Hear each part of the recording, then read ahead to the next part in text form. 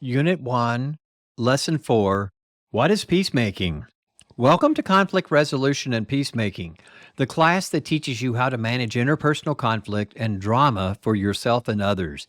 I'm your instructor, David Lowry. Before we begin class today, I want to encourage you to use what you are learning with your family and friends.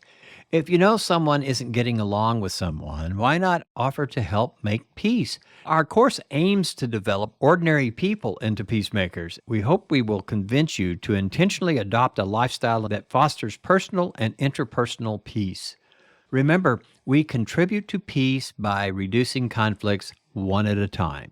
In our last podcast, we told you about the 4 stages of conflict and introduced the Kressberg model describing the stages of a conflict.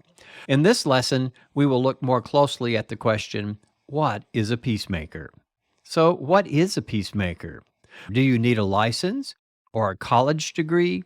In this age of specialization, you might be thinking that peacemaking is something best left to professionals. This is understandable, and getting an advanced college degree in mediation, negotiation, communication, alternative dispute resolution, and the like is possible. The disciplines of business, psychology, family sciences, communication, legal studies, and more have courses that address the basics of conflict management. Though those things could be helpful, we believe most daily conflicts people face do not rise to the level of prominence required by these very skilled professionals. Instead, we argue that anyone willing to take the time to study, reflect, and practice basic but effective techniques can potentially eliminate the common conflicts facing most people. We believe a peacemaker can be ordinary people who wish to improve the world by training themselves and others to reconcile bitter quarrels, disagreements, and fights. Peacemakers know that disputes contribute to the suffering of humankind. Therefore, they study the nature of conflict the same way a firefighter studies fire.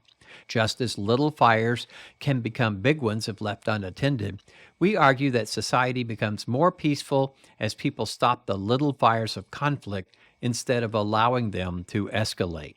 So, here are some basic qualities that describe peacemakers.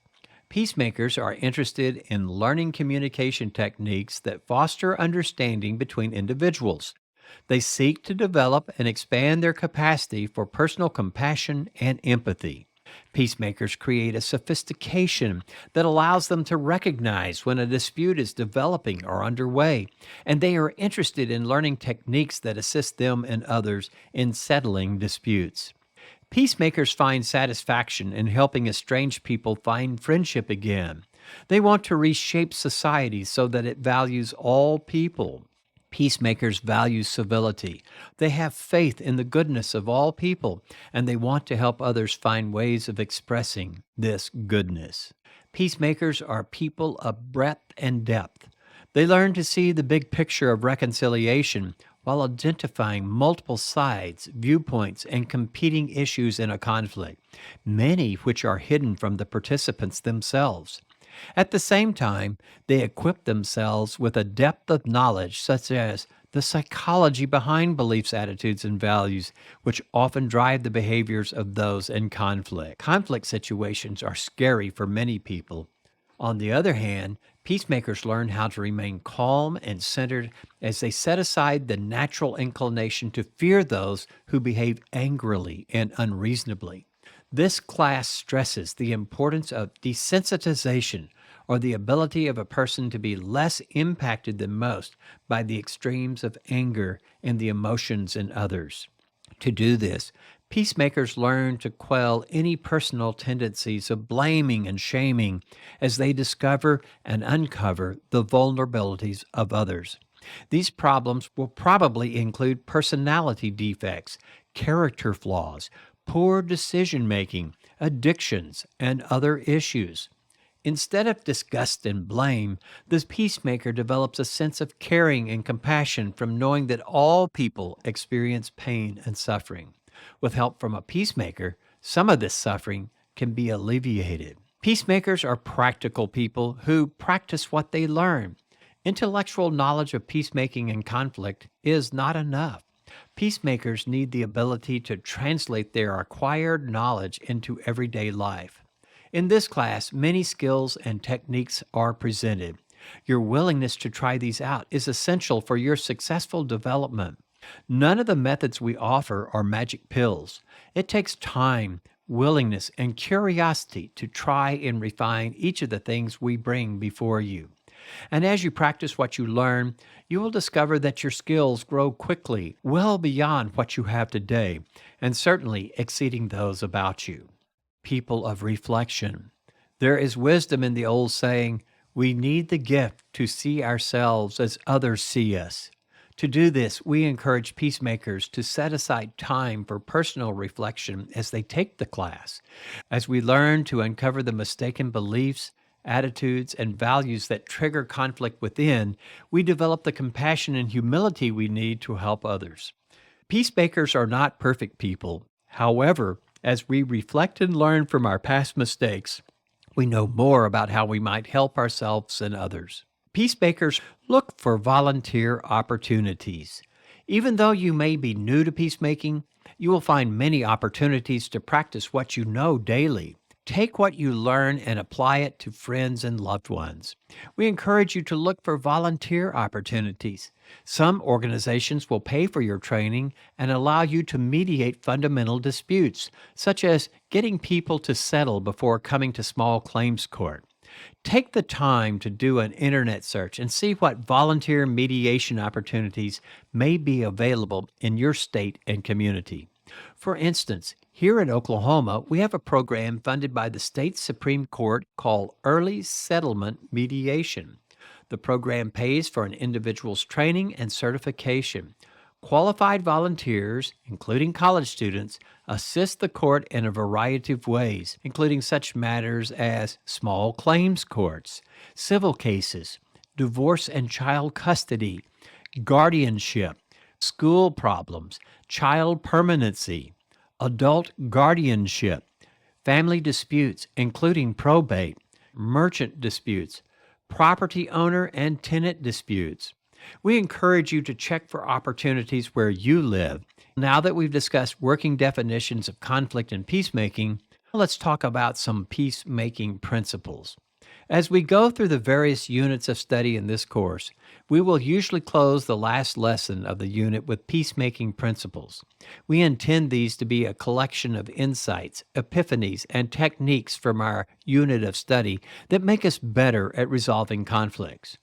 We will list several below that we thought about, and we ask that you come up with a few of your own. Definitions promote understanding. Definitions are more than academic exercises. They're like a grocery list needed for a delicious recipe. So as we resolve disputes, peacemakers need a better understanding of a conflict's dynamics, gaining knowledge of what's going on, uncovering competing goals, and gathering more information about dominance.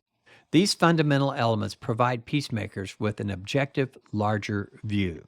Another principle is to nip conflict in the bud by uncovering defensive behaviors. Little things that we say and do can spark a more significant conflict. Our ability to monitor defensive responses in others helps us end a conflict before it gets out of hand. By paying attention, we'll discover people's behavioral signals, including a perceived belief, attitude, or behavior that is unacceptable to them. Some defensive behaviors, such as yelling, threats, and hostile actions, are easy to recognize. Others are subtle and quickly escape the threshold of our perception. Through skill and development, we will soon look at defensive behaviors as a unique form of feedback and make the much-needed adjustments we need to de-escalate tension. Here's another principle. Intentions not to cause problems doesn't mean we don't. The impact we observe after we say or do something is a better indicator of how our actions were received than our intentions. It's a truism that most people judge themselves by their intention and judge others by their actions. Most people don't want to cause pain and suffering. It's a part of the human condition to learn that after doing our best, we later discover that things didn't work out as planned. When this happens, it's important to acknowledge our failings and do our best to make things right. At the same time, when others do something we don't like, It's essential to realize that they too might have had good intentions that didn't work out. Another peacemaking principle is the value of a roadmap. Conflicts are emotional and messy things. Roadmaps tell us where we are and how far is left to go. Learning about the various stages of conflict helps the peacemaker to determine whether a problem is in the beginning, middle, or end. For instance, suggestions for compromise or settlement may be inappropriate in the early stages of a dispute. Understanding conflict types helps us understand what's going on inside of people. Different approaches may be needed to resolve a problem depending on the conflict type. Anyone wishing to be a peacemaker can become a peacemaker. Learning new ways of dealing with everyday problems is never too early or late. Even an understanding of things that you have learned in this first unit of study can be enough to get you started. We encourage you not to conclude that peacemaking is only for the professionally trained. Though advanced degrees are possible, ordinary people can learn many of the same techniques and make a real difference for good. In some communities, local organizations teach mediation skills to those with little or no formal education. Let's review what we've talked about. We hope you've come away with some good ideas from today's discussion. This unit discusses the importance of recognizing defensive reactions in others. As we learn to recognize subtle defensive behaviors, peacemakers gain valuable feedback that reminds them to de-escalate before a conflict becomes more significant. Finally, we describe what peacemakers are like and some of their qualities. In our next unit, we will discuss common approaches to conflict.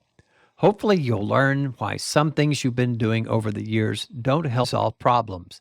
We look forward to sharing these lessons with you. Thank you for listening to today's program, and we encourage you to download a script to help you answer a short quiz.